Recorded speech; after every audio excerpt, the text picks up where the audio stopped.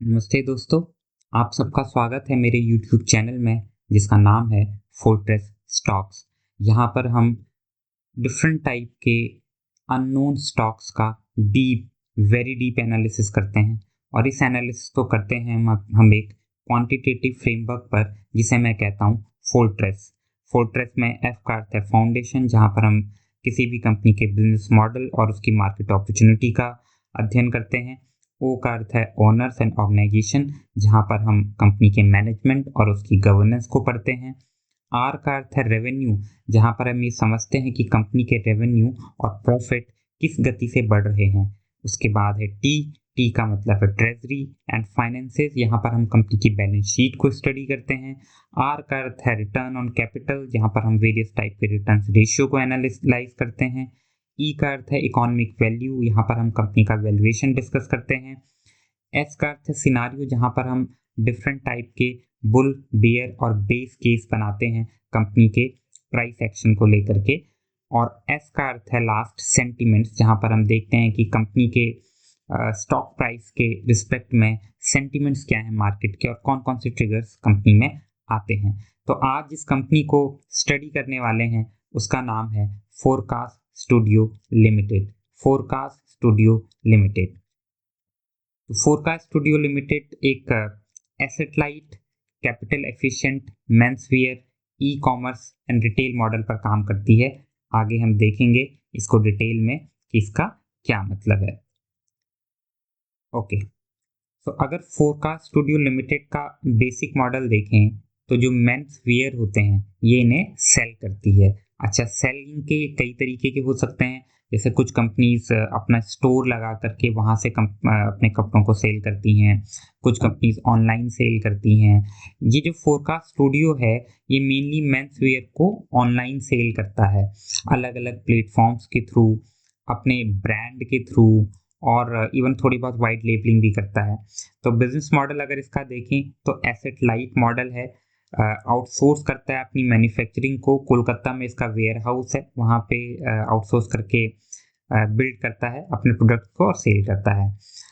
30,000 square feet warehousing facility है कोलकाता में, और एक और वेयर हाउस ये वाराणसी में बना रहा है। इसके बाद इसका एक बेसिक फ्लो देखें, इससे आपको एग्जैक्टली समझ में आ जाएगा कि ये करता क्या है। तो जैसे ही कोई नया प्रोडक्ट इसे रोल आउट करना होता है, जैसे मेंस वेयर में एक नई कैटेगरी है, माना कुर्ता है, इसे वो रोल आउट करना है, तो फोरकास्ट स्टूडियो क्या करेगा, पहले उसका बहुत कम क्वांटिटी में प्रोडक्शन करेगा। उसके बाद गो लाइव जाएगा, मीन्स उसे बेचना शुरू करेगा ऑन वेरियस प्लेटफॉर्म्स। इसके बाद ये एनालाइज करेगा कि इसकी सेल्स कैसी हुई है, अच्छी हुई है, खराब हुई है, इश्यूज हैं, नहीं है। और उसके बाद अगर वो प्रोडक्ट विन करता है तो उसको फिर स्केल अप करेगा, मीन्स उसका और ज़्यादा प्रोडक्शन करेगा। तो that is how the model of forecast studio works. इसके अलावा रिसेंटली फोरकास्ट स्टूडियो ने क्विक कॉमर्स का एडॉप्शन किया थ्रू जेप्टो, यानी कुछ ही समय में आपके खरीदे हुए कपड़े आपको मिल जाएंगे। आगे फोरकास्ट स्टूडियो का प्लान है एक्सपेंड करने का विंटर वेयर्स में और किड वेयर्स में, साथ ही विमेन वेयर्स में भी, स्पेशली बॉटम। तो अभी as of now mainly focused है मेंस वेयर पर, लेकिन आगे ये बहुत सारी चीज़ें करने वाला है। अगर इसके सेल्स के चैनल्स देखें हम, तो ई कॉमर्स के थ्रू, ई कॉमर्स वेबसाइट जैसे अमेजन, फ्लिपकार्ट एक्सेट्रा से इसका 41% सेल हो रहा है। होल सेल में इसका लगभग 44% सेल हो रही है। वाइट लेबलिंग का क्या मतलब हुआ कि ये किसी और कंपनी के लिए कपड़े बनाता है, तो वाइट लेबलिंग में इसका 14% सेल होता है, करीब रेवेन्यू आता है। और रिटेल स्टोर से लगभग 1% रेवेन्यू आता है। 500 से भी ज़्यादा लार्ज फॉर्मेट स्टोर्स हैं जहाँ पे इनके प्रोडक्ट बिक रहे हैं, जैसे V Mart, City Kart, Metro Bazaar etcetera. और ई कॉमर्स प्लेटफॉर्म्स आप जानते ही हो, फ्लिपकार्ट, मिंत्रा, अमेजन, एजियो, मीशो एक्सेट्रा। अब देखते हैं कि क्या इस कंपनी के कोई अपने ब्रांड हैं और इसका टारगेट मार्केट क्या है। तो जी हाँ, फोरकास्ट स्टूडियो अपने कुछ स्पेसिफिक ब्रांड्स के जरिए सेल करता है। जैसे इसका एक प्राइमरी ब्रांड का नाम है FTX, एक इसका प्रीमियम ब्रांड है जिसे ये कहते हैं ट्राइब, और एक मास मार्केट वैल्यू का ब्रांड है जिसका नाम है कॉन्टेनो। इसका टारगेट मार्केट क्या है, Tier 2, 3 और 4 सिटीज, जहाँ पे इनको बहुत अच्छी अपॉर्चुनिटी नजर आ रही है। लगभग 15,000 से भी ज़्यादा पिन कोड्स पे सर्व किया है अक्रॉस इंडिया, तो काफ़ी बढ़िया डिस्ट्रीब्यूशन चैनल दिखाई देता है इनका। और एक इम्पॉर्टेंट बात जो समझने वाली है कि ये कंपनी अपने जो भी प्रोडक्ट्स हैं ये प्रीमियम कैटेगरी में नहीं बेच रही है, ये सारे के सारे मास मार्केट में बिक रहे हैं। अगर आप देखें इनके 95% ऑफ प्रोडक्ट्स का जो वैल्यूएशन है, जो वैल्यू है, कितने रुपए में ये बिक रहे हैं, तो वो लेस देन 500 रुपीज़ है, विच इज़ वेरी लेस। और मास ब्रांड को क्वालिटी के साथ देना, ये इस कंपनी की फिलॉसफी है एज पर कंपनी। इसके कुछ की मैट्रिक्स को देखें तो और कुछ बातें हमें समझ में आएगी। टॉप 5 कस्टमर से इनका 43.6% रेवेन्यू आ रहा है। मीन्स आप ये समझ लीजिए ये वो सब जो ई कॉमर्स वेबसाइट सेक्टर हैं उनकी बात हो रही है। FY25 का जो रेवेन्यू था कंपनी का 142 करोड़ था। FY25 का जो पैट था वो 6.1 करोड़ था। 3 ईयर्स का CAGR जो है वो 50% से कंपनी ग्रो कर रही है और पैट मार्जिन कंपनी का लगभग 6.1% के आसपास है। चलिए बिजनेस मॉडल को और देखें तो, और अगर आप देखेंगे तो यहाँ पे आपको बिजनेस मॉडल बहुत अच्छे से समझ में आएगा कि शुरू से लेके लास्ट तक कंपनी कर क्या रही है।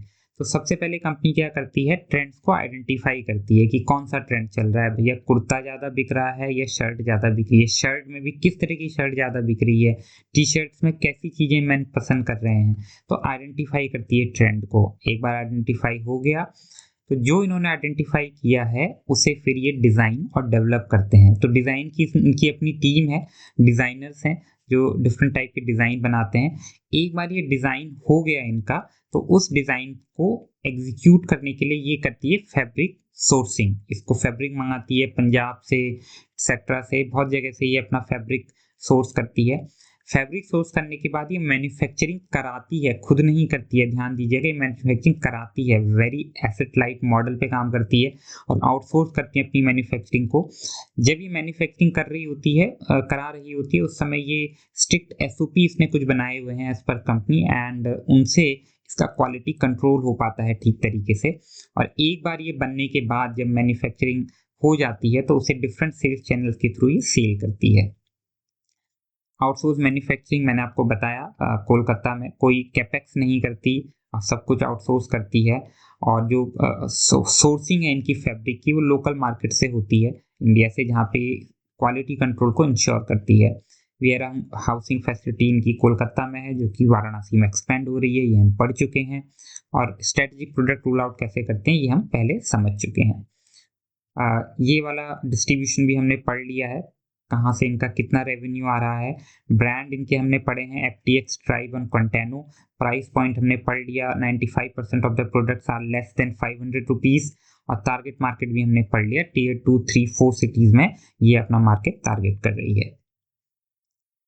अब देखते हैं कि क्या इस कंपनी के पास अपना कोई मोट है, क्योंकि जब भी हम किसी कंपनी का फोर्ट्रेस एनालिसिस करते हैं तो हम हमेशा ये जानने की कोशिश करते हैं कि क्या ये कंपनी प्राइसिंग पावर रखती है, क्या ये किसी स्पेसिफिक नीश में काम कर रही है।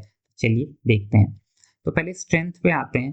कंपनी को फर्स्ट मूवर एडवांटेज है वैल्यू मेंसवियर में। इस तरह की स्पेसिफिक कोई कंपनी नहीं है, ऑल्दो कई कंपनी इससे मिलता जुलता काम करती हैं। अर्ली स्टेज डिजिटल ट्रांजिशन इन्होंने किया था 2021 में, और एक ब्रांड इक्विटी इन्होंने बनाई है। काफ़ी समय से इनका ब्रांड सेल हो रहा है डिफरेंट चैनल्स पे।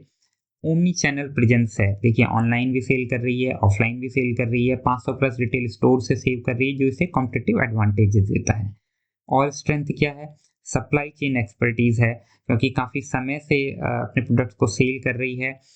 तो इनकी काफ़ी अच्छी रिलेशनशिप्स बनी हैं इस पूरे सप्लाई चेन मैनेजमेंट में, चाहे वो फैब्रिक सोर्सिंग हो, चाहे वो आउटसोर्सिंग हो, चाहे वो सेल हो।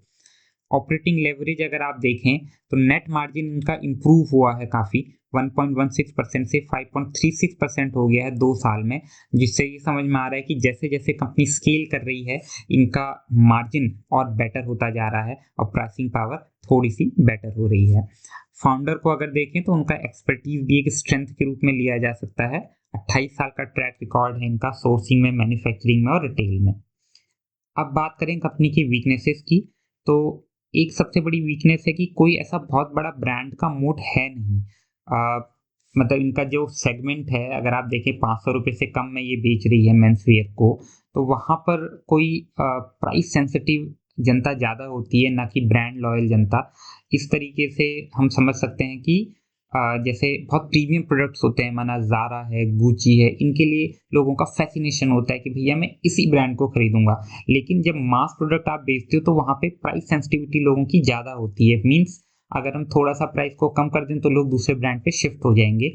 इसलिए कोई बहुत बड़े ब्रांड का मोट इसे नहीं मान सकता हूँ मैं। दूसरा, इसका बहुत बड़ा बिजनेस B2B हैवी भी है, हमने देखा था पीछे इनके सोर्सेज ऑफ रेवेन्यू में, तो वो भी कोई बड़ा मोट नहीं है। तीसरा, कमोडिटाइज कैटेगरी है, मेंसवेयर बहुत कॉम्पिटिटिव इंडस्ट्री है, फ्रेगमेंटेड मार्केट है। अगला इनका प्रॉब्लम है कि प्लेटफॉर्म डिपेंडेंसी है। अगर ये ई कॉमर्स सेल जो जहाँ से हो रहा है कंपनी का, इनके एल्गोरिदम में थोड़ा सा चेंज हो जाए तो हो सकता है कि इनकी जो सेल है उसमें कमी हो जाए, ग्रोथ में कमी हो जाए। और कोई सस्टेनेबल प्राइसिंग पावर नहीं है। अब वैल्यू सेगमेंट में जो कि अपने सामान बेच रहे हैं तो यहाँ पे प्राइसिंग पावर नहीं होती है और बड़ा सेंसिटिव मार्केट होता है। तो इस तरह से हमने मोट के कॉन्सेप्ट में इसकी स्ट्रेंथ और वीकनेसेस देखी, तो बड़ा मॉडरेट सा मोट माना जा सकता है, कोई खास मोट मुझे लगा नहीं इस कंपनी में। मार्केट अपॉर्चुनिटी की बात करें फाउंडेशन के अंदर तो काफ़ी अच्छी मार्केट अपॉर्चुनिटी है, ये हमें पता ही है। मेंसवेयर का जो मार्केट है वो $20 $20 बिलियन से CAGR रेट 7.4 से ग्रो कर रहा है, लगभग 1.68 लाख करोड़ की अपॉर्चुनिटी है। 2033 तक 3.2 लाख करोड़ की अपॉर्चुनिटी है। ई कॉमर्स मेंसवेयर भी बहुत तेजी से ग्रो कर रहे हैं और CAGR लगभग इनका 25% के आसपास है। काफ़ी अच्छी अपॉर्चुनिटी है। और करेंटली अगर आप देखें फोरकास्ट, बहुत छोटी सी कंपनी है, एक माइक्रो कैप कंपनी है जिसका साइज 200 करोड़ से भी कम का है, तो लगभग केवल 200 करोड़ के आसपास का है। तो 1% से भी कम मार्केट शेयर को इसने कैप्चर किया हुआ है, तो अभी बहुत अच्छी अपॉर्चुनिटी फोरकास्ट स्टूडियो के पास है।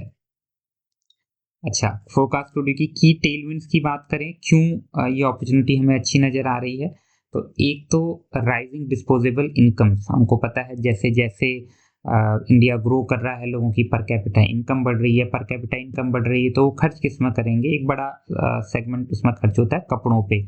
और कपड़ों पे सीधे प्रीमियम ब्रांड में नहीं जाते हैं लोग, पहले मास वैल्यू ब्रांड में जाएंगे लाइक फोरकास्ट। तो इसलिए यहाँ पर ये एक टेलविंड नज़र आती है। फास्ट फैशन एस्पिरेशंस हैं, मास मार्केट में इंस्टाग्राम इन्फ्लुएंसर्स के जरिए ये अपनी सेल कर सकते हैं easily. E commerce penetration semi urban India में बहुत तेज़ी से ग्रो कर रहा है। और एक premiumisation within value segment भी आ रहा है, मतलब एक तो प्रीमियमाइजेशन हो गया, बहुत महंगे कपड़े जैसे 2000 3000 4000 और उससे अधिक रेंज के कपड़े हो गए, है ना। और एक हो गया कि वैल्यू सेगमेंट है, मतलब प्राइस कम है लेकिन उसमें भी हम थोड़ा सा प्रीमियम सर्विस दे रहे हैं, जो कि FTX देने की कोशिश कर रहा है। इनके ब्रांड जैसे FTX और ट्राइब एक्सेट्रा को आप जाके देख भी सकते हैं ई कॉमर्स वेबसाइट्स पे। तो ये वैल्यू, एक premiumisation within value provide करने की कोशिश कर रहा है, जो कि एक टेलविंड मानी जा सकती है इस कंपनी के लिए। तो एक्सेप्शनल मार्केट अपॉर्चुनिटी नज़र आ रही है। अब देखते हैं कि क्या कंपनी ने हाल ही में अपने स्ट्रेटेजिक इनिशिएटिव्स लिए हैं जिनसे ये और अधिक ग्रो करेगी। तो एक तो इन्होंने किया है क्विक कॉमर्स का एक्सपेंशन, 7 न्यू कैटेगरीज लॉन्च की इन्होंने Q1 FY26 में, और क्विक कॉमर्स के जरिए अपने प्रोडक्ट्स को बेच रही हैं जैसे जेप्टो, और इससे बिजनेस भी इनका अच्छा खासा हुआ है, 5.5 करोड़ का अभी तक। दूसरा है वाइट लेबल और B2B ग्रोथ। मैंने आपको बताया था कि ये वाइट लेबलिंग के जरिए दूसरी कंपनी के भी जो है प्रोडक्ट्स बनाती है, तो वहाँ पे भी इसकी अच्छी ग्रोथ है, क्योंकि अगर आप देखें इसका ऑर्डर बुक 15 करोड़ का हो गया था Q1 FY26 में, जो कि FY25 में केवल 6 करोड़ का इन्होंने सेल किया था, वो बढ़ करके 15 करोड़ का हो गया, तो अच्छा ग्रोथ इसमें दिखाई दे रहा है। ओन ब्रांड मिक्स शिफ्ट, अच्छा ये समझना बड़ा ज़रूरी है। आप देखें हमेशा अगर कंपनी अपने ब्रांडेड प्रोडक्ट्स को सेल कर ज़्यादा करती है तो वहाँ पे इनको मार्जिन ज़्यादा मिलता है, ठीक है। तो अगर जैसे जैसे ये अपने अपने ब्रांड को सेल ज़्यादा करेंगे, मार्जिन इनका हायर होगा, और मार्जिन अगर हायर होगा तो कंपनी की ग्रोथ प्रॉफिटेबिलिटी ज़्यादा बेटर होगी। तो ये अपने ब्रांड में शिफ्ट कर रहे हैं ज़्यादा से ज़्यादा, और ग्रोथ भी अगर आप देखें तो 42.67% ग्रोथ हुई है अपने ब्रांड में, जो कि वाइट लेबलिंग से कहीं ज़्यादा है, जो अच्छी बात है। वेयर हाउस कैपेसिटी को भी इन्हांस कर रहे हैं। हमने अभी पढ़ा था कि वाराणसी में इन्होंने अपना वेयर हाउस एक नया बनाया है जहाँ से ये अपने प्रोडक्ट्स को सप्लाई चेन में लाएंगे और सेल करेंगे। ठीक है, तो ये हम पढ़ चुके हैं। क्विक कॉमर्स को एक्सपेंड कर रही है कंपनी, ओन ब्रांड मिक्स को शिफ्ट कर रही है, वाइट लेबलिंग और B2B ग्रोथ इनकी काफ़ी अच्छी हो रही है, वेयर हाउस कैपेसिटी का एक्सपेंशन कर रही है। तो काफ़ी सारे स्ट्रेटेजिक इनिशिएटिव फोरकास्ट स्टूडियो ले रही है खुद को एक्सपेंड करने के लिए। सो एट लास्ट देखें कि फाउंडेशन में कंपनी को कितने मार्क्स मिले हैं। तो टोटल जो मार्क्स हैं वो हैं 7.2 आउट ऑफ 10, क्योंकि अच्छी स्ट्रॉन्ग अपॉर्चुनिटी है हाई ग्रोथ मेंसवेयर सेगमेंट में, एसेट लाइट मॉडल है, ऑल्दो मोट मॉडरेट है और मार्केट प्लेस डिपेंडेंट है। यहाँ पे भी आप पढ़ सकते हैं कि असेसमेंट पॉइंट्स मैंने लिखे हैं समराइज करके, बट टोटल मार्क्स में इसको दूंगा फाउंडेशन में 7.2 आउट ऑफ 10। चलिए अब हम आते हैं ऑनर्स एंड ऑर्गेनाइजेशन अपने सेकंड कंपोनेंट में। अब सबसे पहले देखते हैं कंपनी का शेयर होल्डिंग पैटर्न। तो कंपनी का शेयर होल्डिंग पैटर्न अगर आप देखें तो प्रमोटर की शेयर होल्डिंग आपको स्टेबल नजर आती है, 60.30% प्रमोटर्स ओन करते हैं। FII देखें तो FII ऑलमोस्ट एग्जिट कर चुकी है, 2.61% से 0%। DII भी बहुत मिनिमल है, 0.08%, और बाकी सारे रिटेल हैं। इसका एनालिसिस करें तो प्रमोटर ने अपनी share holding post IPO maintain रखी है, strong skin in the game है, अच्छी बात है। कोई प्लेजिंग नहीं है प्रमोटर की ओर से। फाउंडर लेड कंपनी है, सैजस अग्रवाल जो इसके फाउंडर हैं उनको 28 साल का एक्सपीरियंस है। और रेड फ्लैग्स की बात करें तो FII का एग्जिट, रिटेल हैवी, और अभी तक कोई डिविडेंड कंपनी पे नहीं करती। ऑल्दो बहुत छोटी सी कंपनी है तो जरूरी नहीं है इसे कि ये भी डिविडेंड पे करे, ग्रोथ पे फोकस करना ज़्यादा जरूरी है। इक्विटी डाइल्यूशन को अगर हम देखें तो इक्विटी डाइल्यूशन सबसे पहले IPO के दौरान इक्विटी डाइल्यूशन हम हमेशा पढ़ते हैं, क्योंकि इक्विटी डाइल्यूशन से हमें ये समझ में आता है कि क्या कंपनी शेयर होल्डर को वास्तव में कोई वैल्यू दे रही है कि नहीं। अगर लगातार इक्विटी डाइल्यूट कर रही है कंपनी तो ये पता चलता है कि कंपनी का बिजनेस मॉडल इतना स्ट्रांग नहीं है। और अगर इक्विटी डाइल्यूशन से कंपनी ग्रोथ को और अधिक बढ़ा पा रही है तो ही इक्विटी डाइल्यूशन शेयर होल्डर के फायदे में होता है। तो इसके कंपनी के रिस्पेक्ट में देखें तो IPO के टाइम पे इन्होंने fresh issue 46.8 lakh share market में लेकर के आए थे ये, और शेयर काउंट बढ़ करके इनका 2.2 करोड़ हो गया था। वहाँ पे प्रमोटर की हिस्सेदारी थोड़ी सी कम हुई थी। इसके बाद कंपनी ने अक्टूबर 28, 2025 को 24.22 लाख वारंट्स इश्यू किए। ये केवल प्रमोटर को इश्यू नहीं किए हैं, प्रमोटर और कुछ आउटसाइड प्रमोटर्स को भी इश्यू किए हैं, बट मैक्सिमम इसमें जो है प्रमोटर्स ने ले लिए हैं। तो प्रमोटर लेड प्रेफरेंशियल ये हुआ है। अभी इनका कन्वर्जन पेंडिंग है। हाल ही में EGM नोटिस मिला है जिसमें जो है ये शेयर होल्डर को हाल ही में जो EGM हुई थी उसमें ये अप्रूव किया जा चुका है। लेकिन इसके अप्रूवल के बाद भी अगर आप देखेंगे कि प्रमोटर की होल्डिंग 60% है थी, तो वो 60% के आसपास ही रहेगी, क्योंकि इस प्रेफरेंशियल में प्रमोटर ने खुद पार्टिसिपेट किया, जो कि एक पॉजिटिव चीज़ है। प्रमोटर अपना स्टेक कम नहीं कर रहे हैं और कंपनी को जो पैसों की जरूरत है उसे थ्रू प्रेफरेंशियल उठा रहे हैं। चलिए आगे बढ़ते हैं। तो प्रेफरेंशियल स्टेटस मैंने आपको बता दिया। प्रमोटर अलाइनमेंट है, most has been allotted to promoters, skin in the game maintain कर रहा है प्रमोटर। तो इसे हम कह सकते हैं कि it is a controlled promoter led dilution post IPO and we have to monitor warrant conversion S2 FY26। ठीक है, चलिए आगे बढ़ते हैं। तो शेयर काउंट लगभग स्टेबल ही है अगर इसके हिसाब से आप देखें तो। आगे बढ़े ऑनर्स की क्वालिटी के बारे में। तो श्री शैलेश अग्रवाल जो कि इसके फाउंडर और मैनेजिंग डायरेक्टर हैं, इनका 28+ ईयर्स का एक्सपीरियंस है सोर्सिंग, मैन्युफैक्चरिंग और रिटेल में, और ऑपरेशंस में ये एक्टिवली इन्वॉल्व हैं। बड़े क्रेडिबल फाउंडर माने जाते हैं, एक्सटेंसिव इंडस्ट्री एक्सपीरियंस है, कोई मैनेजमेंट चेंजेस कंपनी में नहीं हुए हैं पोस्ट IPO, बहुत ज़्यादा ट्रांसपेरेंट क्वार्टरली डिस्क्लोजर कंपनी की है। ऑल्दो SME है तो इनके डिस्क्लोजर थोड़े से लिमिटेड होते हैं, बट जितने भी होते हैं कंपनी वो कर रही है। रेगुलर इन्वेस्टर्स कॉल भी कंपनी कर रही है। H1 FY26 में इन्होंने कॉन्फ्रेंस कॉल किया था जिसमें मैनेजमेंट ने बहुत अच्छे से अपने शेयर होल्डर के संग एंगेज किया था। कॉर्पोरेट गवर्नेंस को देखें तो एसएमई के हिसाब से इनकी कॉर्पोरेट गवर्नेंस ठीक नज़र आ रही है। रिलेटेड पार्टी ट्रांजैक्शंस ना के बराबर हैं। इंटरनल ऑडिटर अपॉइंटेड है। एजीएम लगातार हेड कर रही है company. So owners and organisation का भी जो ओवरऑल स्कोर है वो हमें ठीक ठाक नज़र आ रहा है। फाइनली इसे मैंने दिए हैं 7.8 आउट ऑफ 10। इसके की असेसमेंट पॉइंट एक बार आप फिर से रिवाइज करके पॉज करके पढ़ सकते हैं, लेकिन ऑनर्स वाले सेक्शन में भी इस कंपनी को अच्छे मार्क्स मिले हैं। अब बात करता हूँ कंपनी के सबसे इम्पॉर्टेंट पैरामीटर जो कि है कंपनी का रेवेन्यू। और आपको पता है कि फोर्ट्रेस मॉडल के अंदर मैं रेवेन्यू को सबसे ज़्यादा 20% वेटेज देता हूँ, क्योंकि अगर रेवेन्यू और प्रॉफिट ही कंपनी में नहीं हो रहा है तो बाकी सब चीज़ों का कोई ज़्यादा मतलब नहीं रह जाता। तो देखते हैं कि कंपनी की ग्रोथ कैसी रही है। एक्सेप्शनल हिस्टोरिकल ग्रोथ कंपनी दिखा रही है। FY23 में रेवेन्यू 69.6 करोड़ था, जो FY24 में बढ़कर 112 करोड़ हो गया। FY25 में यही बढ़कर 142 करोड़ हो गया, जो कि 81% की जंप थी।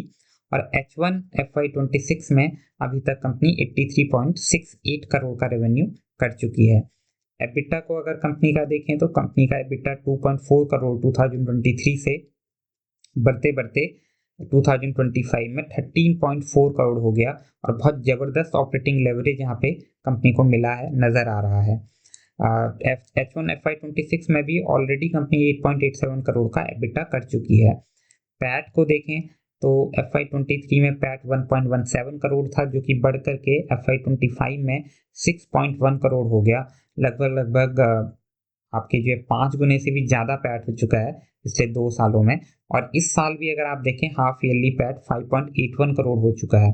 मीन्स जो पिछले पूरे ईयर का पैट था वो कंपनी ने लगभग उससे थोड़ा सा कम एक ही हाफ ईयर में कर लिया है, और अभी हाफ ईयर बचा हुआ है। तो बहुत ही बढ़िया ग्रोथ लग रही है कंपनी की, both revenue growth as well as PAT growth. यहाँ पे ग्राफिकल रिप्रेजेंटेशन भी आप देख सकते हैं इसी के रिस्पेक्ट में। बहुत बढ़िया मार्जिन्स कंपनी शो कर रही है, कैगर बहुत अच्छा है, रेवेन्यू ग्रोथ बहुत अच्छी है, और FY26 पैट मार्जिन बहुत अच्छे हैं। मार्जिन देखिए कितने इंप्रूव हुए हैं। 1.7% थे FY23 में पैट मार्जिन, जो बढ़ के 6.9% हो गए हैं। आगे बढ़ें। अब बात करते हैं, कंपनी ग्रोथ तो अच्छा कर रही है, प्रॉफिटेबिलिटी भी अच्छी कर रही है, लेकिन क्या इसकी क्वालिटी ठीक है वो देखते हैं यहाँ पे। तो अगर देखें ग्रोथ कैरेक्टरिस्टिक्स को एक बार देखें कि किस तरह की ग्रोथ है, तो कंसिस्टेंट एक्सेलरेशन है, बढ़िया बात है। ऑर्गेनिक ग्रोथ है, कोई मर्जर एक्विजिशन कंपनी ने नहीं किया है। मल्टीपल चैनल्स इसके ग्रोथ में कंट्रीब्यूट कर रहे हैं, और इसकी own brand growth is faster than overall growth. मतलब जो अपना ब्रांड है ये ज़्यादा तेजी से बेच पा रही है, इसी कारण इसे ऑपरेटिंग लेवरेज भी ज़्यादा मिल रहा है। मार्जिन एक्सपेंशन देखें तो हमने पढ़ा था FY23 में 1.7% था, उस बढ़ करके 6.1% हो गया। तो कंपनी को ऑपरेटिंग लेवरेज भी मिल रहा है। अभी ऑन ब्रांड मिक्स इंप्रूवमेंट हो रहा है, जिसकी वजह से लोअर कॉस्ट ऑफ गुड्स हैं कंपनी के, और इस वजह से हायर मार्जिन कंपनी उठा पा रही है। तो ऑपरेटिंग लेवरेज कंपनी को मिल रहा है। क्यों मिल रहा है मैंने आपको समझा दिया। डिफरेंट चैनल्स हैं, ये हम पहले पढ़ चुके हैं। रेवेन्यू विजिबिलिटी कंपनी की अच्छी नज़र आ रही है। वाइट लेबलिंग B2B है, 15 करोड़ की ऑर्डर बुक है, जिससे कंपनी को रेवेन्यू आएगा। रिटेल होलसेल 500 प्लस स्टोर में ऑलरेडी कंपनी के प्रोडक्ट्स हैं, जहां से ये अच्छा खासा सेल करेगी। बट प्रॉब्लम ये है कि कुछ कुछ कंपनी मार्केट प्लेस डिपेंडेंट है, ई कॉमर्स डिपेंडेंट है, तो वहाँ पे कंपनी को थोड़ा सा रिस्क है। और साथ ही कस्टमर कंसंट्रेशन रिस्क भी है। ये कंसंट्रेशन ई कॉमर्स का ही कंसंट्रेशन है, कुछ पर्टिकुलर प्लेटफॉर्म्स में कंपनी अपने प्रोडक्ट्स को बेच रही है। तो ये हमने पढ़ा रेवेन्यू विजिबिलिटी कंपनी की कैसी है। स्ट्रेंथ हमने पढ़ी थी। वीकनेसेस को एक बार और देखें तो कंपनी का जो रेवेन्यू है उसमें कोई लॉन्ग टर्म कॉन्ट्रैक्ट्स नहीं होते, इस कारण हमें विजिबिलिटी एग्जैक्टली नहीं मिल पाती। मार्केट प्लेस डिपेंडेंट है कंपनी का बिजनेस मॉडल, इसका मतलब है कि एल्गोरिदम अगर चेंज होता है तो हो सकता है कि कंपनी की ग्रोथ में कुछ प्रॉब्लम आ जाए। फैशन सीजनल होता है, कभी कभी लंपी रेवेन्यूज कंपनी के आते हैं। और कस्टमर मतलब इसका मतलब है जैसे आप देखिए ना, फेस्टिव सीजन होता है या अलग तरीके का वो होता है, तो वहाँ पे कंपनी की ग्रोथ ज़्यादा होती है और कभी जो है थोड़ी सी कम होती है। कस्टमर कंसंट्रेशन रिस्क हम पहले डिस्कस कर चुके हैं। मार्जिन एक्सपेंशन कंपनी का लगातार हो रहा है, फिर से आप इस ग्राफ के जरिए देख सकते हैं, कंटिन्यूअस हो रहा है ये। मार्जिन को कौन सी चीज़ें ड्राइव कर रही हैं, कौन सी चीज़ें ऐसी हैं जो मार्जिन बढ़ा रही हैं कंपनी का? सो ऑपरेटिंग लेवरेज कंपनी को मिल रहा है जैसे जैसे बिजनेस स्केल कर रहा है। ओन ब्रांड मिक्स इंप्रूवमेंट हो रहा है, इससे हायर मार्जिन कंपनी को मिल रहे हैं। इंटरेस्ट कंपनी का जो एक्सपेंस था वो कम हो रहा है, जिससे मार्जिन उससे भी बढ़ रहा है। और कैटेगरी और मिक्स शिफ्ट हो रहा है, जो हायर मार्जिन प्रोडक्ट्स की तरफ कंपनी जा रही है। अभी तक मैंने बताया कंपनी केवल मेंस वेयर पे फोकस करती थी, लेकिन अब कंपनी एक तो विंटर वेयर में जा रही है जहाँ पे मार्जिन थोड़े से बेटर होते हैं, साथ ही विमेन और किड की कैटेगरी में जा रही है जहाँ पर अगेन 10 से 30% बेटर मार्जिन कंपनी को मिलेंगे। स्ट्रेटेजिक ग्रोथ ड्राइवर्स हमने पढ़े थे, quick commerce, own brand sale, white label B2B और मार्केट एक्सपेंशन, ये हम पहले पढ़ चुके हैं। तो ओवरऑल रेवेन्यू में जो कंपनी को मैंने मार्क्स दिए हैं वो दिए हैं 7.5 आउट ऑफ 10, क्योंकि एक्सेप्शनल ग्रोथ कंपनी ने दिखाई है, मार्जिन एक्सपेंशन भी बहुत अच्छा हुआ है। नेगेटिव बस इतना है कि विजिबिलिटी लिमिटेड रहती है, कोई लॉन्ग टर्म कॉन्ट्रैक्ट नहीं होते हैं, प्लेटफॉर्म डिपेंडेंट बिजनेस है जो आउटसाइड प्लेटफॉर्म्स हैं, ई कॉमर्स प्लेटफॉर्म्स, इसलिए थोड़े से मार्क्स काटे हैं, but overall very good numbers. चलिए, क्या नंबर से सब कुछ हो जाएगा? प्रॉफिटेबिलिटी और रेवेन्यू ग्रोथ अच्छी है तो क्या हम मान लें कि हमारी फोरकास्ट स्टूडियो बहुत अच्छा कर रही है? नहीं। अब हम बात करेंगे कंपनी की बैलेंस शीट की और देखते हैं कि कंपनी रेवेन्यू तो बना रही है, प्रॉफिट भी बना रही है, लेकिन क्या उस प्रॉफिट को कैश में कन्वर्ट कर पा रही है? नहीं, क्योंकि अगर कैश में कन्वर्जन नहीं होगा तो कंपनी को लगातार या तो इक्विटी डाइल्यूट करनी पड़ेगी या फिर अपने डेट लेना पड़ेगा। अगर कंपनी इक्विटी डाइल्यूट करती है तो कंपनी के शेयर होल्डर्स जो है इतना वैल्यू नहीं कमा कर पाएंगे, क्योंकि रिटर्न रेशियो कंपनी के कम हो जाएंगे। और अगर कंपनी डेट लेती है तो उसका इंटरेस्ट बढ़ेगा और कंपनी के अगेन प्रॉफिटेबिलिटी कम हो जाएगी। So let us see the balance sheet of forecast. यहाँ पर देखिए कंपनी का कैश फ्लो मैंने एक साथ आपको दिखाया है FY23 से H1 FY27 तक 26 तक। तो FY26 में हल्का फुल्का ऑपरेटिंग कैश फ्लो पॉजिटिव था, लेकिन उसके बाद देखिए negative operating cash flow FY24 में -39 करोड़ और FY25 में -10 करोड़। इवन H1 FY26 में भी -27 करोड़ ऑपरेटिंग कैश फ्लो है, ऑपरेटिंग कैश फ्लो नेगेटिव है। इन्वेस्टिंग कैश फ्लो अगर आप देखें FY23 में -0.74, FY24 में -9.64 करोड़ और FY25 में 4.88 करोड़ पॉजिटिव।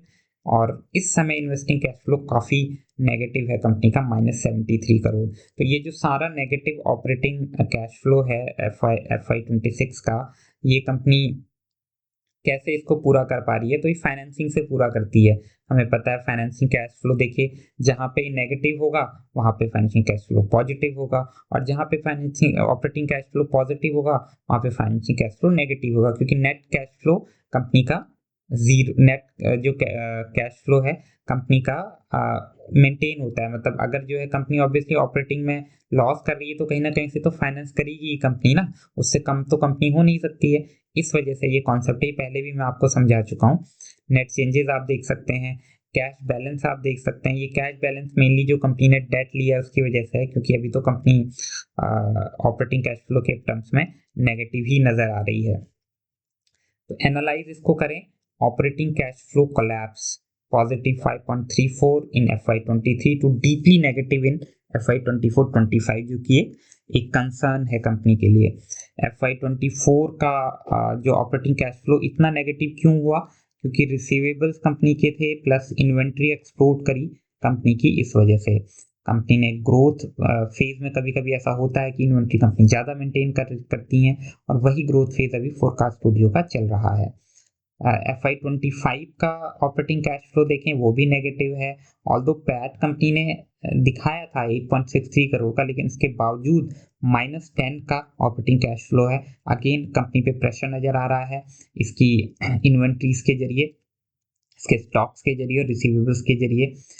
क्रिटिकल इनसाइट अगर ओवरऑल मैं कहूँ तो it is not a free cash flow company, है ना। अकाउंटिंग प्रॉफिट के होते हुए भी कंपनी कैश को बर्न कर रही है। और सारा का सारा जो ग्रोथ है वो फंड किसने किया है, एक तो आईपीओ में कंपनी ने कैपिटल उठाई थी, प्लस उसके बाद डेट लिया है, और अभी थोड़ा बहुत प्रेफरेंशियल कंपनी ने लास्ट में किया है। तो sustainability of growth is at risk if growth slows और फाइनेंसिंग टाइटन्स। आप समझ रहे होंगे, अगर कंपनी अपना कैश जनरेट नहीं कर पाती है आगे के कुछ टाइम में भी, तो ये कंपनी को की ग्रोथ को अनसस्टेनेबल बना देगा। इसका हमें खास ध्यान रखना पड़ेगा। वर्किंग कैपिटल को एक बार कंपनी की देखते हैं तो हमको समझ में आएगा कि क्यों कैश फ्लो कंपनी के नेगेटिव हैं और क्यों ऑपरेटिंग कैश फ्लो कंपनी के डिटेरिएट हुए हैं, खराब हुए हैं। तो वर्किंग कैपिटल को अगर हम देखें तो FY26 में इन्वेंट्री डेज जो 156 थे, FY24 में बढ़कर के 244 हो गए हैं, और लगभग 19 करोड़ की अमाउंट जो है इनकी इन्वेंट्री में फंसी हुई थी। FY25 में फिर से थोड़ा सा इंप्रूवमेंट हुआ, 244 से घटकर 124 हो गए, और यहाँ पे 33 करोड़ की जो अमाउंट थी वो इन्वेंट्री में फंसी हुई थी। लेकिन H1 FY26 में देखें, अगर आप इसकी बैलेंस शीट पढ़ेंगे तो इन्वेंट्री में लगभग 60 करोड़ रुपया फंसा हुआ है। अगेन काफ़ी ज़्यादा है।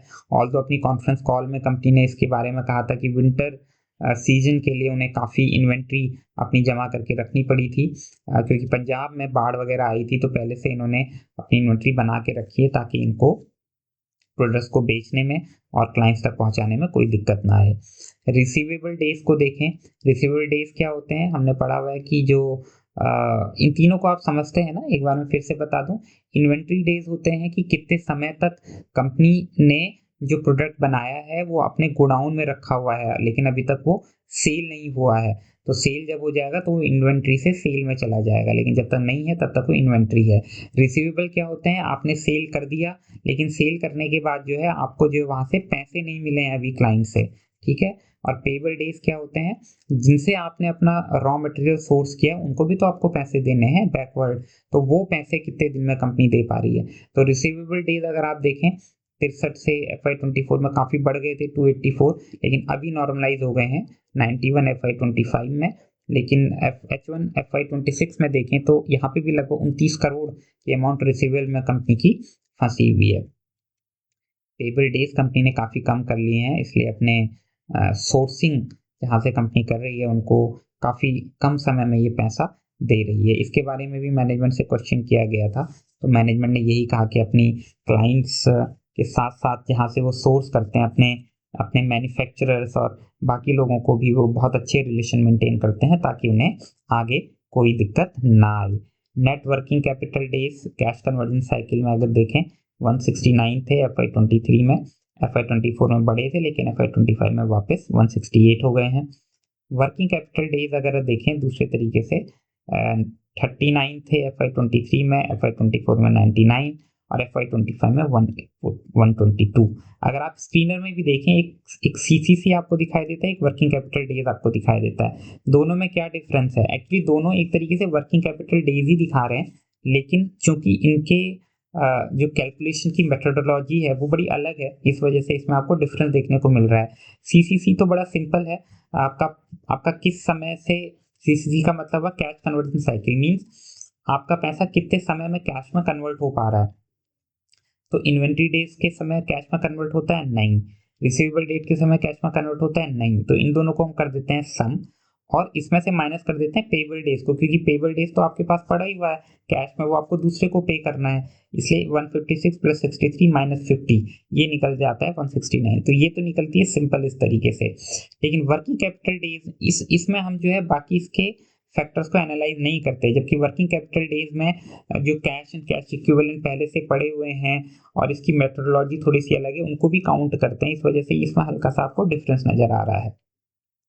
एनीवेज, बट जनरल अगर हम देखें तो कंपनी का जो CCC है वो थोड़ा सा हायर साइड पे नज़र आ रहा है, लगभग 6 मंथ्स का। वर्किंग कैपिटल डे भी 4 मंथ से ऊपर के हैं, जो कि हायर साइड पे ही है। वर्किंग कैपिटल डेज का ट्रेंड भी लगातार बढ़ रहा है, हमको ये भी देखना होता है, तो ये एक अच्छी चीज़ नहीं है। चलिए अब बात करते हैं कंपनी की डेट और लिक्विडिटी पोजीशन की। कंपनी का टोटल डेट अगर आप देखें FY23 में 23 करोड़ था, जो बढ़ करके FY24 में 32.4 करोड़ हुआ, FY25 में 14.2 घट गया। यहाँ पे डेट रीपे किया कंपनी ने, और H126 में फिर से कंपनी ने टोटल डेट थोड़ा सा ज़्यादा उठाया है 34 करोड़, लेकिन इस डेट में मेनली आपका शॉर्ट टर्म डेट ज़्यादा है 32.64 करोड़, जो कि वर्किंग कैपिटल के लिए कंपनी उठाती हैं क्योंकि जल्दी ही पे करना पड़ता है। लॉन्ग टर्म डेट कंपनी का कम है। डेट टू इक्विटी रेशियो देखें, क्योंकि खाली डेट से नहीं होता, हमें ये देखना पड़ता है कि वो डेट जो कंपनी ले रही है उससे वाकई में ग्रोथ कितनी ज़्यादा कर पा रही है, और क्या हमारे पास अप्रोप्रिएट इक्विटी है उस डेट को कल को पे करने के लिए। तो कंपनी का डेट टू इक्विटी रेशियो जो FY23 में 2.7 बहुत हायर साइड पे था, वो H1 FY26 में घट करके करीब 0.5 हो गया, जो कि एक अच्छी बात है। कंपनी का इसी तरीके से करंट रेशियो, क्विक रेशियो और इंटरेस्ट कवरेज भी मैंने इस टेबल में दिया हुआ है, जिसे आप पॉज करके देख सकते हैं इसका ट्रेंड।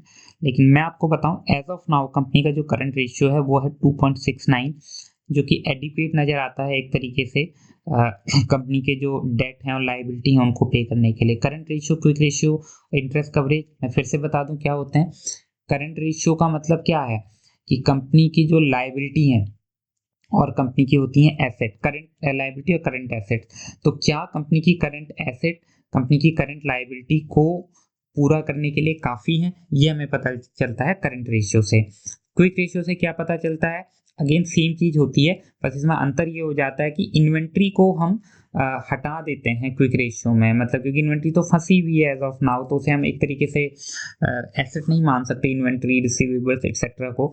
सो क्विक रेशियो में वो सब हटा करके हम देखते हैं कि क्या कंपनी के एसेट, करंट एसेट उसकी करंट लायबिलिटीज़ को पूरा करने के लिए काफ़ी हैं या नहीं है। तो करंट रेशियो तो कंपनी का बहुत अच्छा है। क्विक रेशियो में ऑब्वियसली थोड़ी सी कमी है, क्योंकि यहाँ पर वो सारे फैक्टर्स भी लग जाते हैं। लेकिन इंटरेस्ट कवरेज कंपनी का काफ़ी अच्छा नज़र आता है, 12x है, 12x से भी ज़्यादा। 12x से ज़्यादा का मतलब क्या हुआ, इंटरेस्ट कवरेज मीन्स कंपनी ने जो डेट लिया है, जैसे कंपनी ने यहाँ पे 34 करोड़ का डेट लिया है, तो इसमें कंपनी हर महीने कुछ इंटरेस्ट दे रही होगी, हर साल कुछ इंटरेस्ट पे कर रही होगी। तो कंपनी का जो एबिट है, मीन्स जो कंपनी अपने बिजनेस से प्रॉफिट अर्न करती है, क्या वो काफ़ी है इंटरेस्ट को कवर करने के लिए। जी हाँ, काफ़ी है, काफ़ी नहीं बहुत काफ़ी है, तो इस लिहाज से ये एक पॉजिटिव फैक्टर है। तो ग्रीन फ्लैग्स क्या हुए इस डेट एंड लिक्विडिटी पोजीशन में, स्ट्रॉन्ग करंट रेशियो है, बहुत अच्छी बात है। डेट टू इक्विटी मैनेजेबल है और पहले से इंप्रूव हो रहा है, जो कि अच्छी बात है। डेट रीपेमेंट कंपनी ने किया है, तो लेवरेज कंपनी का थोड़ा सा कम हुआ है, जो कि अच्छी बात है। इंटरेस्ट कवरेज कंपनी का एडिक्वेट और इंप्रूव कर रहा है। रेड फ्लैग्स क्या है, सारा डेट लॉन्ग टर्म है, अगर ग्रोथ स्लो होती है कंपनी की तो रीफाइनेंसिंग रिस्क बढ़ जाता है, मीन्स कंपनी को और डेट लेना पड़ेगा। नेगेटिव ऑपरेटिंग कैश फ्लो है, कंपनी कैश को बर्न कर रही है। वर्किंग कैपिटल डिपेंडेंट है, ट्रेड क्रेडिट पर कंपनी समझ में आ गया हमें क्यों है। और इन्वेंट्री रिस्क है, क्योंकि कंपनी के हाई वर्किंग कैपिटल डेज हैं। तो ये सारा हमने ट्रेजरी के बारे में पढ़ा। आगे कंपनी की एसेट क्वालिटी की बात करें तो कंपनी के टोटल एसेट लगभग 110 करोड़ के आसपास हैं। कंपनी की जो इन्वेंट्री है वो बढ़ रही है, हमने देखा पिछले उसमें एनालाइज किया था। रिसीवेबल्स हालांकि कंपनी के थोड़ा बहुत इंप्रूव हुए हैं, और फिक्स्ड एसेट कंपनी की मिनिमल है, क्योंकि एसेट लाइट कंपनी है, एसेट लाइट कंपनी है, इस वजह से फिक्स्ड एसेट कंपनी के बहुत कम है। कैपिटल एलोकेशन कंपनी का कैसा है, इसको भी देखें। डिविडेंड्स कंपनी पे नहीं कर रही है, बहुत छोटी कंपनी है, हम एक्सपेक्ट नहीं कर सकते कि डिविडेंड पे करेगी ये। आईपीओ में जो इन्होंने पैसे उठाए थे उसमें से इन्होंने कुछ से अपना डेट रीपेमेंट किया, इसीलिए आपने देखा होगा कि डेट टू इक्विटी रेशियो, जब इन्होंने डेट रीपेमेंट किया तो आपने देखा होगा पिछले समय, मैं आपको दिखाता हूँ। देखिए, आप सारी चीज़ें एक दूसरे से रिलेटेड हैं, तो आपको अच्छे से चीज़ें समझ में आती हैं। तो इनका डेट देखिए, अचानक से यहाँ पे जो है इनका डेट जो है काफ़ी कम हो गया है ना। पहले यहाँ पे डेट बहुत ज़्यादा था, FY25 में कम हो, क्योंकि उन्होंने रीपे कर दिया अपना डेट। तो डेट रीपेमेंट में इतना 13 करोड़ खर्च किया, वर्किंग कैपिटल में 12 करोड़ लगाया, और वेयर हाउस अपग्रेड में 1.66 करोड़ लगाया। तो री इन्वेस्टमेंट कर रही है कंपनी, जो भी प्रॉफिट अर्न करती है उसे अपनी ग्रोथ में। लेकिन एक प्रॉब्लम तो है कि कंपनी जब तक अपने कैश जनरेट नहीं कर पाएगी ना, तो कब तक ये डेट से अपने को रीफाइनेंस करेगी, और डेट से नहीं करेगी तो फिर इक्विटी डाइल्यूट करेगी। तो कंपनी की बैलेंस शीट मुझे कुछ खास पसंद नहीं आई, इतनी स्ट्रॉन्ग बैलेंस शीट नहीं है, ऑल्दो छोटी कंपनी है, और छोटी कंपनीज की बैलेंस शीट्स में हमेशा स्ट्रेस रहता है। जब कंपनी ग्रोथ कर रही होती है तो बैलेंस शीट में स्ट्रेस रहता है, लेकिन फिर भी मार्क्स इसको मैंने कम दिए हैं, ओनली 5.2 आउट ऑफ 10। आप पॉज करके देख सकते हैं कि क्या क्या कंपनी के पास क्रिटिकल इश्यूज हैं जिसके कारण कंपनी को मैंने इतने कम मार्क्स दिए हैं। चलिए आगे बढ़ते हैं और बात करते हैं कंपनी के रिटर्न मैट्रिक्स के बारे में, एनालाइज करते हैं कंपनी का ROE, ROC और ROA कैसा रहा है। तो return on equity, ROC ROA में कई बार आपको समझा चुका हूँ। ROE सबसे इंपॉर्टेंट मैट्रिक्स होता है from share holders profit point of view, क्योंकि ROE से हमें पता चलता है कि इक्विटी पर कितना रिटर्न कंपनी बना करके दे रही है, क्योंकि हम लोग इक्विटी ही लेते हैं। ROC का मतलब है कि कंपनी अपनी इक्विटी प्लस डेट पे कितना रिटर्न बना के दे रही है, और ROA का मतलब होता है कि जो एसेट कंपनी के हैं उस पर कंपनी कितना रिटर्न बना करके दे रही है। तो ROE अगर कंपनी का देखें FY23 में 10.7 था, जो कि FY24 में बढ़ के 13.9 हुआ, और अभी कंपनी का जो ROE है वो लगभग 18 से 20 की रेंज में है। तो ROE लगातार इंप्रूव हो रहा है। ROC देखें कंपनी का, वो भी लगातार इंप्रूव हो रहा है। पहले 7 था FY23 में, FY24 में 13 हो गया, और FY25 में हो गया 20 के आसपास। अच्छा, यहाँ पे भी आप बहुत खूबसूरती से देख सकते हैं, अगर आप पिछला एनालिसिस आप सुन रहे हैं मेरा, तो मैंने आपको क्या बताया था कि कंपनी ने अपने डेट रीपे किए। तो जैसे देखिए यहाँ पे ROC आपका ROE से कम है। क्यों कम है? क्योंकि यहाँ पे डिनोमिनेटर में डेट भी होता है, जो आपका EBIT divided by equity plus debt, इससे आपका ROC निकलता है, और ROC यहाँ पे ROE से कम नजर आ रहा है क्योंकि कंपनी ने बहुत ज़्यादा डेट लिया हुआ है। लेकिन यहाँ पे क्या हुआ, कंपनी FY24 में कंपनी ने अपना डेट कर दिया रीपे। अच्छा, कंपनी ने अगर अपना डेट रीपे कर दिया तो ROE एकदम से बढ़ गया आपका, है ना। ROE ज़्यादा, ROC एकदम से बढ़ गया। ROE थोड़ा सा कम बढ़ा है, ROC ज़्यादा बढ़ा है क्योंकि डेट वाला कंपोनेंट कम हो गया। तो यही खूबसूरती है, अगर आप अच्छे से बैलेंस शीट को समझते हैं तो आप हर जगह पे कोरिलेशन निकालने लगेंगे। और कंपनी का ROC अभी बढ़ करके लगभग 20 के आसपास हो गया है। ROE भी कंपनी का लगातार इंप्रूव हो रहा है, और इंप्रूव होने के बाद 4.2 से बढ़ करके लगभग ये 10-11 के आसपास हो गया है। तो क्या ये ROE ROC ठीक है? ठीक है, क्योंकि अगर आप देखें कि जो कॉस्ट ऑफ कैपिटल है वो लगभग आप मान सकते हैं कि इंडियन इकोनॉमी ग्रो कर रही है 7 से, अगर इन्फ्लेशन अभी तो बहुत कम है, 0.5 और 1 के आसपास दिखाते हैं, बट एक्चुअल इन्फ्लेशन अगर आप 3-4% भी माने तो 10-12% तो कॉस्ट ऑफ कैपिटल ही हो जाती है। तो उससे ज़्यादा रेट से ऑब्वियसली किसी भी कंपनी का ROE ROC होना चाहिए इंडियन स्टॉक मार्केट में, देन ओनली वो आपको एक अच्छा रिटर्न कमा करके देगी। तो इसके रिटर्न रेशियो अच्छे नज़र आ रहे हैं, specially in comparison to women card, जो हमने पिछली बार स्टडी किया था, आपको ध्यान होगा। हालांकि फिर से कंपनी ने डेट लिया है तो थोड़ा सा प्रेशर कंपनी में हो सकता है, आगे उसे देखेंगे। तो रिटर्न मैट्रिक्स कंपनी के ठीक नज़र आ रहे हैं मुझे।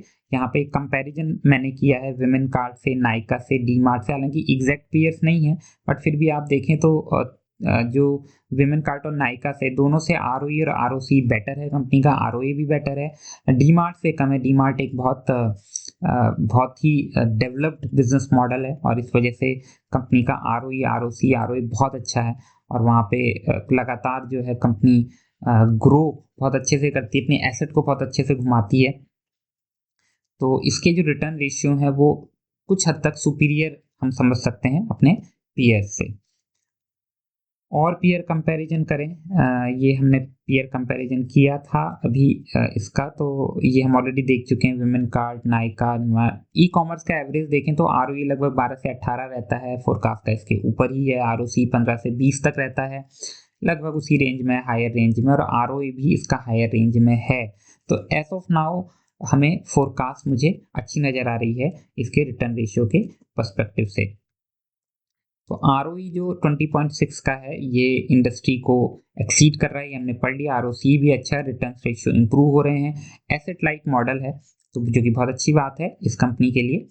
ये सारे पॉजिटिव हैं रिटर्न रेशियो के पर्सपेक्टिव में। कुछ नेगेटिव चीज़ें क्या हैं? कैश बेसिस रिटर्न्स क्वेश्चनेबल है, क्योंकि नेगेटिव OCF है, इसका मतलब है कि एक्चुअल में कैश नहीं जनरेट हो रहा है।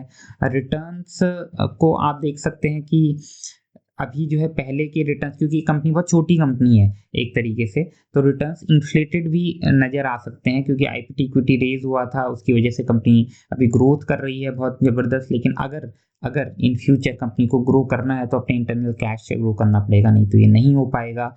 इंक्रीमेंटल कैपिटल डिप्लॉयमेंट इनएफिशिएंट है, क्योंकि इन्वेंट्री बिल्टअप कंपनी का हो रहा है, हमने देखा था।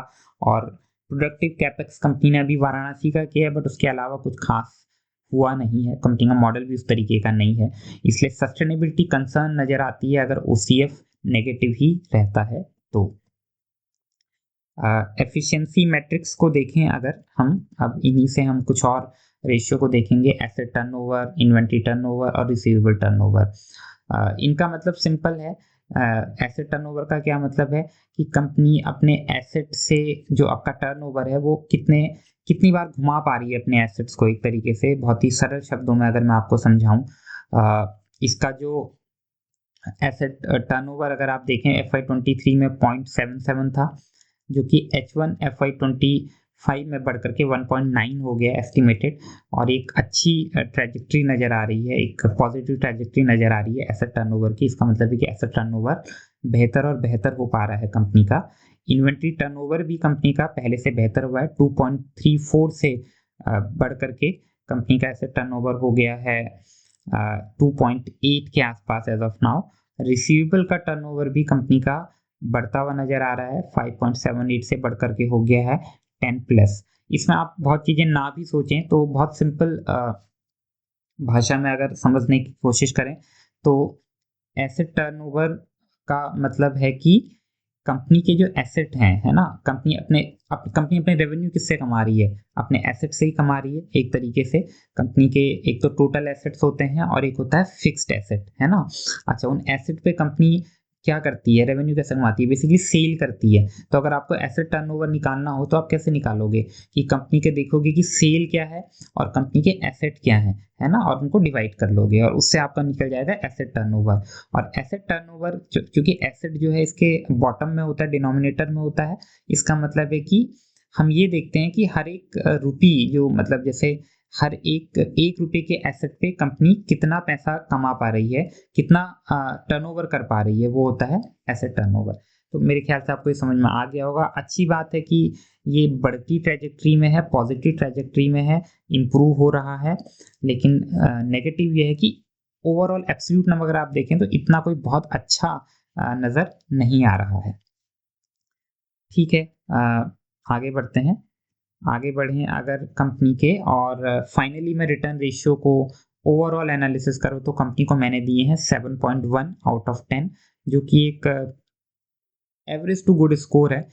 स्ट्रॉन्ग नॉमिनल आरओई और आरओसी कंपनी का दिख रहा है, हमने देखा 20% के आसपास है, लेकिन क्वालिटी क्वेश्चनेबल है। कंपनी का एसेट टर्नओवर रेशियो भी कोई बहुत अच्छे नहीं है, इसलिए कुछ पॉजिटिविटी है, कुछ नेगेटिविटी है। ओवरऑल आप यहाँ पे इसकी समरी पढ़ सकते हैं, और इसको मैंने मार्क्स दिए हैं 7.1 आउट ऑफ 10। चलिए अब हम आते हैं सबसे one of the most important factors, जो कि है वैल्यूएशन कंपनी का। क्योंकि मैं आपको बार बार कहता हूँ, फोर्ट्रेस जब हम बनाते हैं, एक किला जब हम बनाते हैं, तो हम अपनी प्रोटेक्शन कैसे कर सकते हैं, हम उसके वैल्यूएशन से प्रोटेक्शन कर सकते हैं। हमारे हाथ में केवल अंडर वैल्यूड कंपनीज को खरीदना है, क्योंकि उसके बाद बहुत रीजन से प्राइस ऊपर नीचे हो सकता है, बट इससे हम अपने आप को सेव कर सकते हैं एज ए इन्वेस्टर।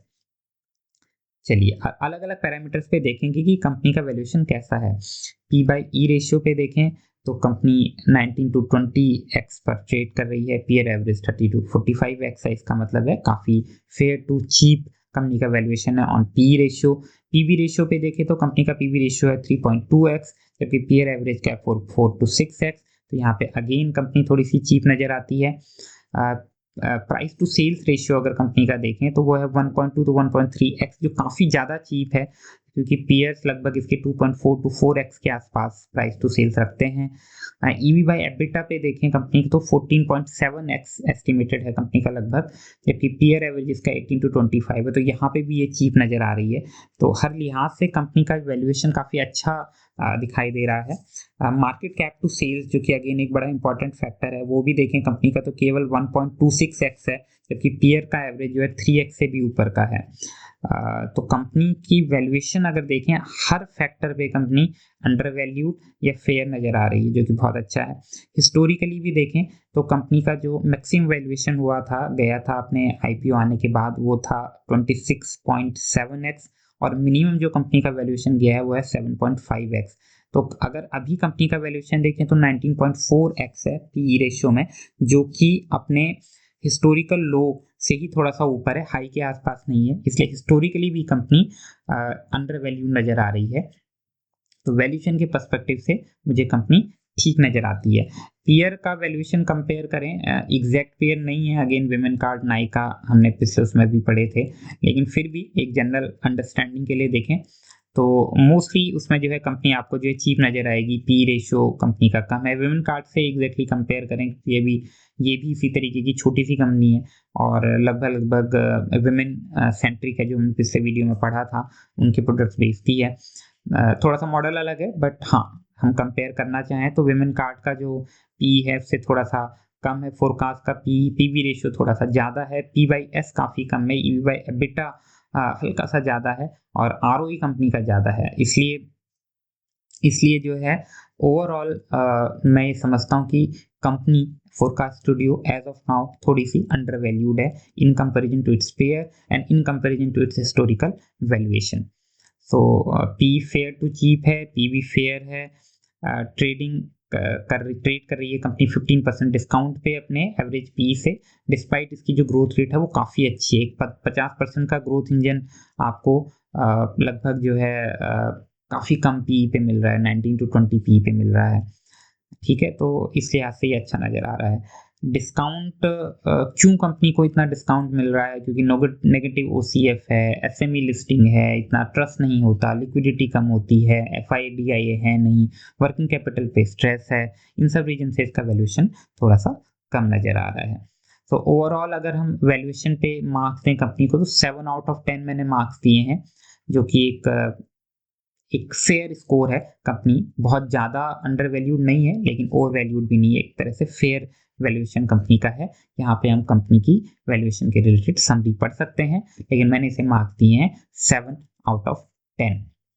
अच्छा, इसी वैल्यूएशन में चूंकि यहाँ पे डिस्कशन हो ही रहा है, तो जब हम फोरकास्ट स्टूडियो जैसी कंपनी को स्टडी करते हैं, वैल्यूएशन के बहुत सारे मेट्रिक है ना, जैसे पी है, पीबी है, ईवी बाई एबिटा है और पी बाई एस है, मार्केट कैप टू सेल्स है।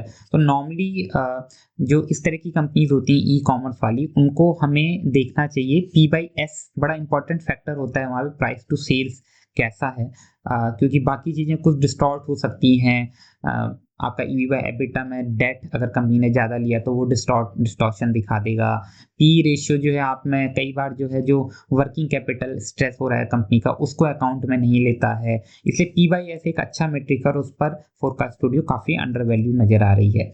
अब हम बात करेंगे हमारे सिनारियोज़ की। आपको पता है कि हम मैनेजमेंट की कमेंट्री को देख करके और बहुत सारे और फैक्टर्स को देख करके बुल बेस और बियर सिनारियो बनाते हैं कंपनी के प्राइस के ऊपर और उस देखते हैं कि क्या पॉसिबिलिटी है। These are all probabilities, I am not a SEBI registered advisor, तो आप अपना ड्यू डिलिजेंस करें, बट मैं आपको सिर्फ समझाने के लिए, सिखाने के लिए सिनारियोज बना रहा हूँ और सब प्रोबेबिलिस्टिक है, कुछ भी इसमें ऊपर नीचे हो सकता है, लेकिन हम देखते हैं कि सिनारियो बनाते कैसे हैं।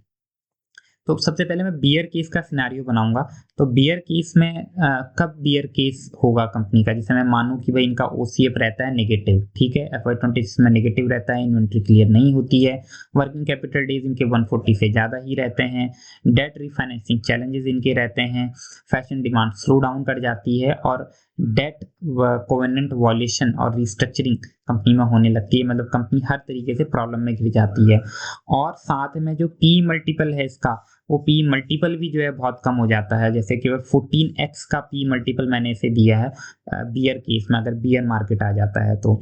इसके साथ इसकी रेवेन्यू ग्रोथ मैंने केवल 30% CAGR मानी है। अगर आप देखें कंपनी ने अपने मैनेजमेंट कॉल में 30 से लेकर 40% तक अपना ग्रोथ गाइडेंस दिया है, तो मैंने उसके लोअर साइड पे माना है क्योंकि हम बियर केस कंसिडर कर रहे हैं। नेट मार्जिन भी मैंने थोड़ा सा कम कर दिया है, ऑलरेडी कंपनी 5.8% मार्जिन उठा रही है, लेकिन मैंने इसे और कम कर दिया है कि अगले Q1 और Q3 और Q4 मतलब जो H2 है कंपनी का, उसमें कंपनी का मार्जिन अगर और कम हो जाए, लेकिन फिर भी एवरेज 5 से कम तो नहीं होगा, इसलिए मैंने ये माना है।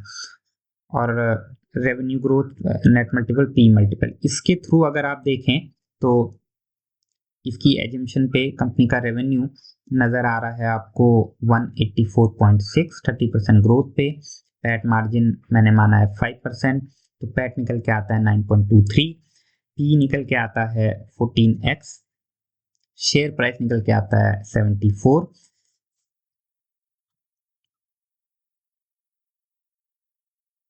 और डेट टू इक्विटी रेशियो निकल के आता है 0.7।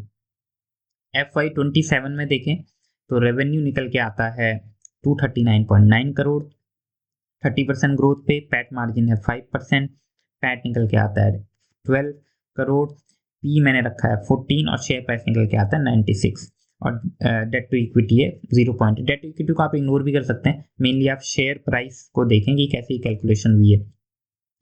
तो कंपनी का जो शेयर प्राइस है एज ऑफ नाउ करीब 120 की रेंज में चल रहा है, वो घट करके FY26 में 74 और FY27 में 96 हो जाएगा अगर ये बियर केस सिनारियो बनता है तो। अच्छा, बेस केस क्या है? Base case most appropriate scenario होता है। हम एक एवरेज कंपनी की ग्रोथ कंसिडर करते हैं, जैसे कंपनी ग्रो कर रही है उसी तरीके से। तो मैंने माना है कि रेवेन्यू कंपनी का 35% से ग्रो करेगा, क्योंकि मैनेजमेंट गाइडेंस किया 30 to 40%, तो मैंने बीच का पकड़ लिया 35%। OCF कंपनी का थोड़ा सा पॉजिटिव हो जाता है, वर्किंग कैपिटल नॉर्मलाइज हो जाती है, नेट मार्जिन स्टेबलाइज हो जाते हैं 6.5 पे, डी स्टेबलाइज हो जाता है, और पी मैंने माना है कंपनी एवरेज, अगर बहुत ज़्यादा नहीं भी मिलेगा तो इसको 19 to 20 का पी तो मिलना चाहिए। तो रेवेन्यू ग्रोथ मैंने मानी है 35% से ग्रो करे, नेट मार्जिन मैंने माने हैं 6.5% से ग्रो करे, और पी मल्टीपल मैंने माने हैं 19x से ग्रो करे। नेट मार्जिन मैंने क्यों ऐसा माना है, क्योंकि कंपनी ने इसी तरीके का लगभग गाइडेंस दिया है कि हमें उनका मार्जिन थोड़ा सा बेटर ही होगा, और वो हाई मार्जिन प्रोडक्ट्स की तरफ भी जा रही है। विंटर वेयर भी हाई मार्जिन है, विमेन और किड वेयर भी हाई मार्जिन है। तो लेट्स सी इसके बेसिस पे बेस केस की प्रोजेक्शन हम करें। FY26 का रेवेन्यू 191.7 होगा, पैट मार्जिन 6.5% है, तो पैट निकल के आता है 12.46, पी मैंने दिया है 19x, तो शेयर का प्राइस है 135, और अभी शेयर का प्राइस कितना है 124 125 के आसपास है, तो हल्की सी ग्रोथ नजर आती है। इसी तरीके से FY27 का कैलकुलेशन आप देख सकते हैं, और इसमें शेयर का प्राइस FY27 के बाद निकल के आता है 183, तो यहाँ पे थोड़ी अच्छी अपसाइड कंपनी नजर आ रही है FY27 में। बुल केस में एज्यूम करें तो यहाँ पे सब अच्छा हंकी डोरी हम सोचेंगे कि भैया क्विक कॉमर्स भी इनका बहुत अच्छा बढ़ गया, ऑन ब्रांड सेल इनकी बहुत ज़बरदस्त हो गई, B2B सेल बहुत ही बढ़िया इन्होंने तोड़ फोड़ मचा दी, मार्केट ने रीरेट कर दिया। तो यहाँ पर रेवेन्यू ग्रोथ मैंने एकदम अपर लेवल पे ले लिए, 40% CAGR से ग्रो कर दिया, नेट मार्जिन और ज़्यादा बढ़ गए 7.5%, पी मल्टीपल मैंने दे दिया 25x, और इसके आधार पे कैलकुलेशन मैंने किया तो इनका रेवेन्यू निकल के आया FY26 का 198.8 करोड़, इनका पैट निकल के आया है 14.9 करोड़, इनका पी रेशियो 25x पे इनका शेयर प्राइस निकल के आता है 213, जो कि काफ़ी अच्छी अपसाइड दे रहा है 124 से, और इस तरह से FY27 में जो शेयर प्राइस निकल के आ रहा है वो 298 निकल के आ रहा है। तो ओवरऑल अगर आप देखें तो बियर केस की प्रोबेबिलिटी मैंने 20% रखी है, बुल केस की प्रोबेबिलिटी मैंने 20% रखी है, बेस केस की जो एवरेज प्रोबेबिलिटी वो मैंने रखी है 60%। तो इस हिसाब से FY26 की जो एवरेज फेयर वैल्यू कंपनी की निकल के आती है, मतलब मार्च 2026 में, वो आती है 138 रुपीज़, जो कि करंट शेयर प्राइस से थोड़ा सा ही ज़्यादा है। और FY27 की जो फेयर वैल्यू निकल के आती है वो है 189, जो कि एक अच्छी अपसाइड दिखा रहा है हमें, प्रोवाइडेड कि सारी चीज़ें ठीक रहें और ये बियर में ना जाए। तो ये वाला सिनारियो मैंने सिर्फ आपको समझाने के लिए बनाया है, ताकि आप भी ये सीखें और अपने हिसाब से आप चेंज कर सकते हैं। मैंने 40% माना है, आप 45% मान सकते हैं रेवेन्यू ग्रोथ को। मैंने पैट मार्जिन को 6.1 माना है, 6.5 माना है, आप उससे कम या ज़्यादा मान के अपने ये सिनारियो क्रिएट कर सकते हैं, अगर आपको लगता है कि मेरा जो एनालिसिस है वो कहीं पे चूक रहा है ना। तो सीखें, हम सब यहाँ पे सीखने के लिए आए हैं, तो मिल करके सीख रहे हैं।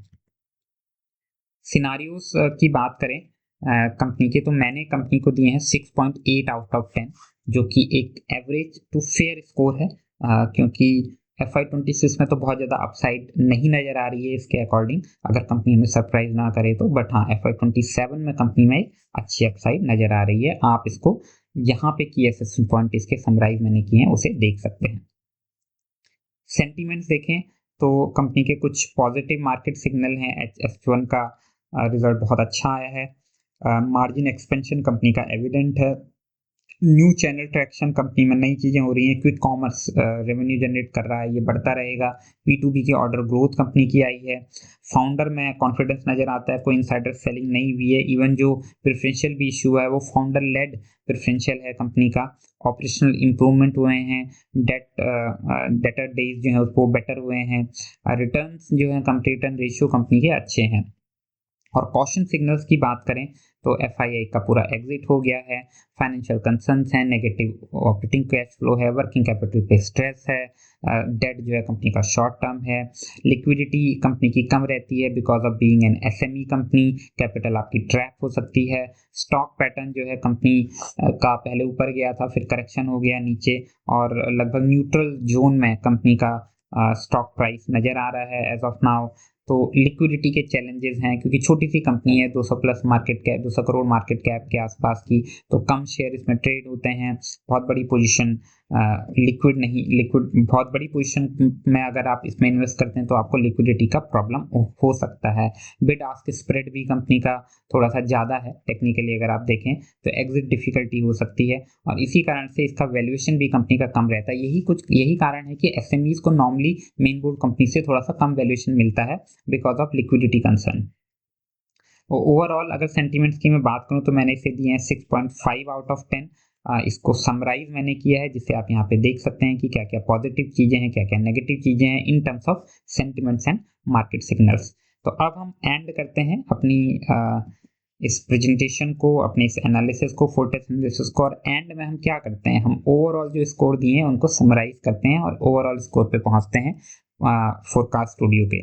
तो अगर आप देखें फाउंडेशन में मैंने कंपनी को दिए थे 7.2, ऑनर्स में कंपनी को दिए थे मैंने 7.8, रेवेन्यू में 7.5, ट्रेजरी में 5.2, रिटर्न्स में 7.1, इकोनॉमिक वैल्यू में 7.0, सिनारियोज में कंपनी को मिले थे 6.8 और सेंटीमेंट्स में कंपनी को मिले थे 6.5। इनके वेटेड एवरेज आप देख चुके हैं, ये पहले के वीडियोस से आपको पता होगा कि रेवेन्यू को मैं सबसे ज़्यादा वेटेज देता हूँ 20, और ट्रेजरी, रिटर्न्स, इकोनॉमिक वैल्यू को इक्वल वेटेज देता हूँ 15। सबसे कम वेटेज में देता हूँ सेंटीमेंट्स को 5%, और फाउंडेशन और ऑनर्स को इक्वल लगभग 10 और 10% वेटेज देता हूँ।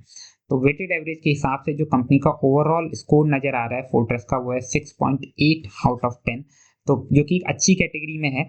लगभग 7 to 8, 7 के आसपास का ही स्कोर है, और जो कि एक ठीक ठाक कैटेगरी है, मैं बुरा नहीं कहूँगा इसे, एक अच्छी गुड अपॉर्चुनिटी इसे माना जा सकता है इन्वेस्टमेंट के लिए। तो आपको क्या चीज़ें लेकिन इसमें मॉनिटर करनी पड़ेंगी अगर आप इसमें इन्वेस्ट करते हैं, तो आपको मॉनिटर करना पड़ेगा कंपनी का ऑपरेटिंग कैश फ्लो कि इम्प्रूव हो रहा है या नहीं हो रहा है, क्या हो रहा है। कंपनी के वर्किंग कैपिटल डेज आपको मॉनिटर करने पड़ेंगे कि कंपनी के वर्किंग कैपिटल डेज अगर थोड़े से कम हो रहे हैं तो बेटर है। कंपनी के ग्रॉस मार्जिन अगर बढ़ रहे हैं या कम हो रहे हैं, ये आपको ट्रैक करना पड़ेगा। कंपनी के डेट को आपको ट्रैक करना पड़ेगा, क्योंकि H1 FY26 में अगेन कंपनी ने थोड़ा सा डेट लिया है क्योंकि ये अपना कैश जनरेट नहीं कर पा रही है, तो इसे भी आपको ट्रैक करना पड़ेगा। एग्जिट ट्रिगर्स आपके लिए क्या हो सकते हैं, अगर इनका ऑपरेटिंग कैश फ्लो लगातार नेगेटिव रहता है तो भैया टाटा बाय बाय। अगर वर्किंग कैपिटल डेज एक्सीडेड ही रहते हैं तो टाटा बाय बाय। अगर ग्रॉस मार्जिन कंप्रेस इसका कम हो जाता है, ग्रॉस मार्जिन इसका, तो भैया टाटा बाय बाय। और अगर डेट कोवेनेंट क्राइसिस अराइज होता है, मीन्स अगर कंपनी अपने डेट को ठीक तरीके से पे नहीं कर पाती है, तो भी टाटा बाय बाय। तो ये कंपनी के जो है कुछ जो है ट्रिगर्स हैं जो आपको देखने हैं अगर आप इस कंपनी में इन्वेस्ट करते हैं तो। हालांकि मेरी कोई सलाह नहीं है भैया, अपने रिस्क पे करें इन्वेस्ट, ठीक है। चलिए, तो यहाँ पे मैं अपनी कंपनी का फोर्ट्रेस एनालिसिस कंप्लीट करता हूँ। इसके बाद भी मैंने कुछ स्लाइड्स रखी हुई हैं जिन्हें आप पढ़ सकते हैं। मैं सिर्फ इन्हें आगे बढ़ा रहा हूँ आपकी सहूलियत के लिए। इसमें मैंने कुछ कॉन कॉल, जो रिसेंट कॉन कॉल हुआ था, उसकी कुछ हाईलाइट्स रखी हुई हैं। इनमें मोस्टली चीज़ें मैं आपको बता चुका हूँ, लेकिन फिर भी आप पढ़ सकते हैं इसको, और इसमें कुछ पॉइंटर्स यहाँ से उठा सकते हैं। कि क्या है। जैसे आप यहाँ पे देखें तो इनका जो ब्रांड वैल्यू है, FTX लगभग 49% से ग्रो हुआ है, ट्राइब लगभग 35% से ग्रो हुआ है, ओवरऑल लगभग 50% से ग्रोथ हुई है कंपनी के रिसेंट कॉन्फ्रेंस कॉल के अराउंड। प्रॉफिटेबिलिटी कंपनी का लगभग डबल हुआ है सीधे सीधे, और स्केल और कस्टमर रीच भी आप पढ़ सकते हैं कि कैसे कैसे हुई है। कैसे चैनल स्ट्रेटजी शिफ्ट हो रही है कंपनी की। मैंने आपको बताया पहले, ये women wear, kids wear, winter wear, इन सब में जा रहे हैं, क्विक कॉमर्स में जा रहे हैं, है ना। और इसी तरीके से आगे आप देखें, प्रोडक्ट मिक्स कंपनी का चेंज हो रहा है, नई कैटेगरीज आ रही हैं, और दैट्स इट। तो थैंक यू सो मच। आप सबने जो है मेरे इस एनालिसिस को सुना, देखा, और आशा है कि आपको ये एनालिसिस पसंद आया होगा। अगर आपको पसंद आया तो इसे लाइक कीजिए, शेयर कीजिए, और मुझे बताइए कि किस और कंपनी का एनालिसिस आप देखना चाहेंगे मेरे इस फोर्ट्रेस फ्रेमवर्क पर। Thank you. जय हिंद, जय भारत।